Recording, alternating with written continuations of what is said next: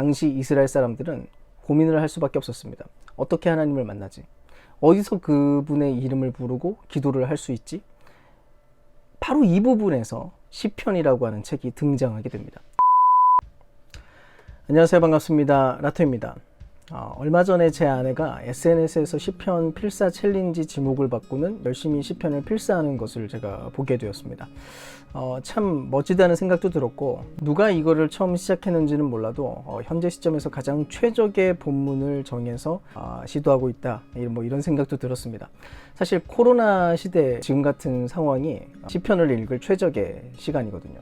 아무튼 시편 자체가 일단 모르고 읽으면 아무것도 모른 채로 읽게 되기 때문에 제가 시편을 최대한 제대로 즐길 수 있도록 어떻게 이것을 읽어야 되는지에 대해서 제가 좀 설명을 해드리겠습니다.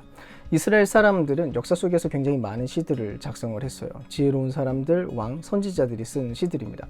하여간 우리가 생각하기에는 일반적인 시집 같은 경우에는 여러 시들 중에서 특별히 선호하는 시만 이렇게 따로 떼어서 그것만 이렇게 외우기도 하고요.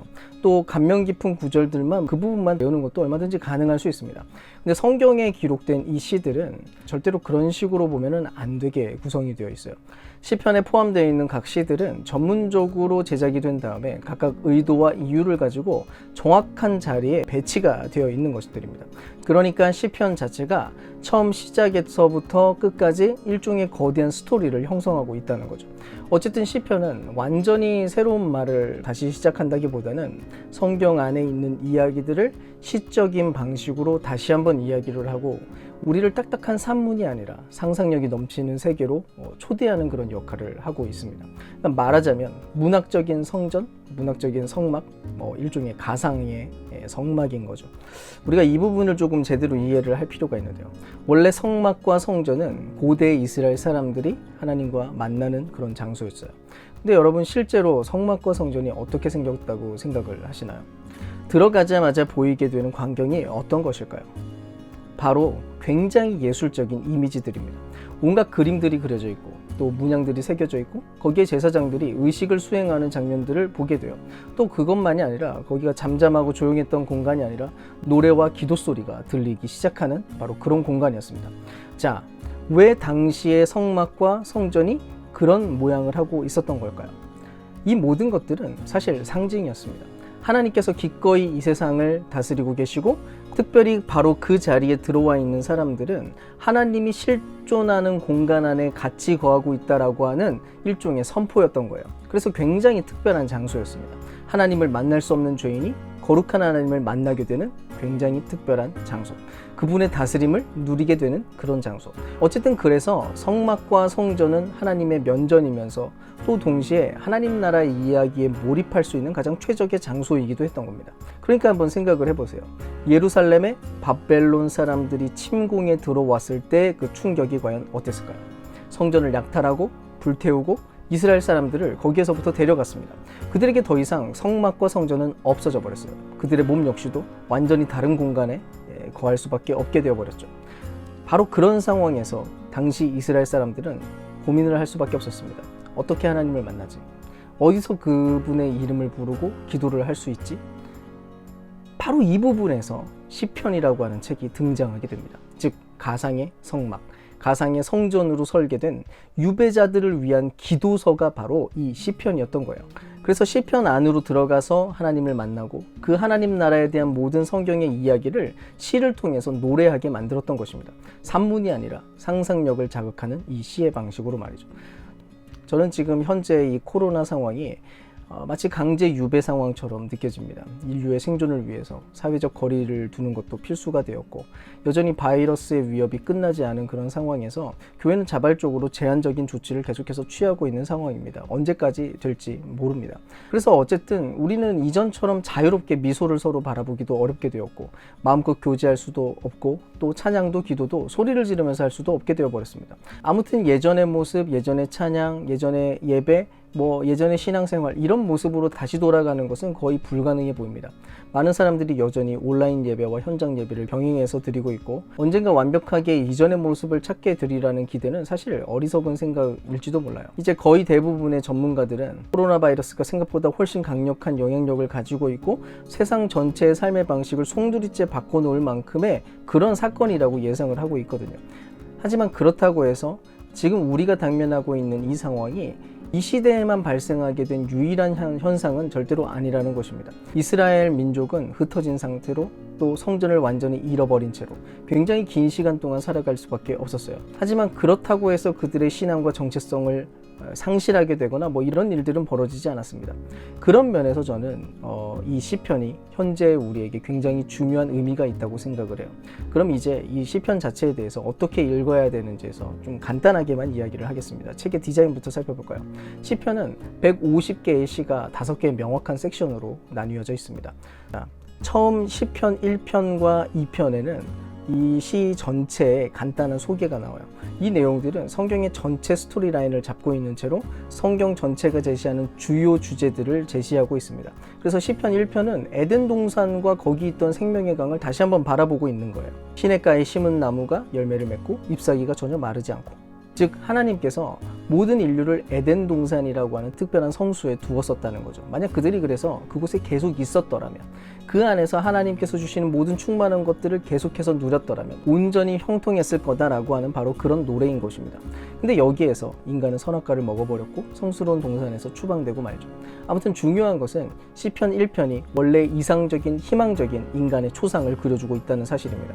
즉 이 사람은 토라에 순종을 하고 있는 사람인데, 자세히 읽어보면 이 사람 자체가 에덴 동산에서 마치 생명나무의 역할을 하고 있는 바로 그런 존재들입니다.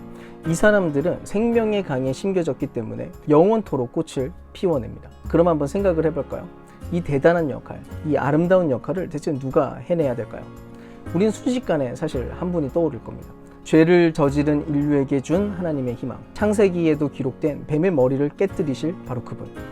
어쨌든 그런 면에서 우리가 시편 1편을 읽으면서 즉시 그래, 나도 율법에 잘 순종하는 시냇가에 심기운 나무가 될 거야, 그렇게 돼야겠다, 이렇게 적용하는 것은 사실 너무 급발진한 것으로 보아야 됩니다.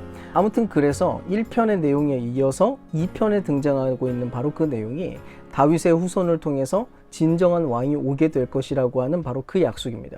그는 하나님의 아들 그리고 메시아라고 불리우게 될 것이고, 하나님께서는 그를 통해 정의를 가져오시고 또 온 세상에 대한 하나님의 나라와 평화를 회복시키겠다라고 그렇게 그를 지명하십니다.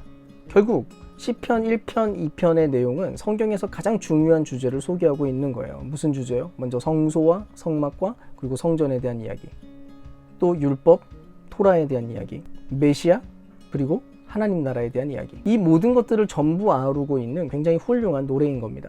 결국 앞으로 시편은 5개의 섹션들을 통해서 이 주제들을 계속해서 발전해 나가게 될 거예요. 첫 번째, 두 번째 섹션에서는 다윗과 그의 후손들, 즉 왕들의 복잡한 이야기들에 대한 탐구가 등장하고요. 세 번째 섹션은 이스라엘이 유배를 당하게 된 그 비극에 대해서, 또 다윗 왕가가 몰락하게 된 그런 내용에 대해서 초점을 맞추고 있고요. 남은 네 번째, 다섯 번째 섹션에서는 완전히 새로운 성전이자 하나님의 나라, 또 메시아에 대한 희망을 불러일으키는 바로 그 내용으로 구성이 되어 있습니다. 그렇게 하고 난 뒤에 최종적으로 하나님의 신실하심을 찬양하는 결론으로 마지막을 마치게 되는 거예요. 시편을 읽어보면 하나님께서 이스라엘을 통치하게 만들었던, 그의 마음에 가장 합했던 다윗 왕 한 사람에게 초점을 맞추고 있습니다. 그래서 다윗의 이야기는 굉장히 중요한데요. 시편 안에서 그 다윗의 모습을 한번 잘 살펴보세요. 여러 차례 고난을 겪었는데 레디컬한 믿음으로 하나님을 강력하게 신뢰를 합니다.